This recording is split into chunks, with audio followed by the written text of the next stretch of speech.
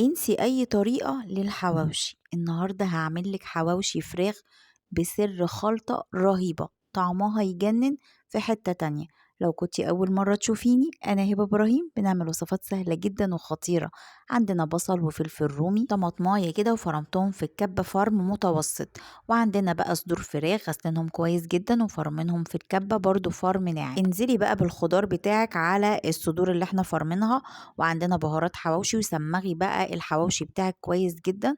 غطيه بستريتش راب ودخليه التلاجة لمدة نص ساعة بس يشرب من التتبيلة كده. وعندنا عيش بلدي كده، قوليله عايزين عيش حواوشي، بيبقى حوالي 3/4 سوا، وبيبقى كده. وحطي بقى الخلطة بتاعة الحواوشي كده واضغطيها ووزعيها في الساندوتش.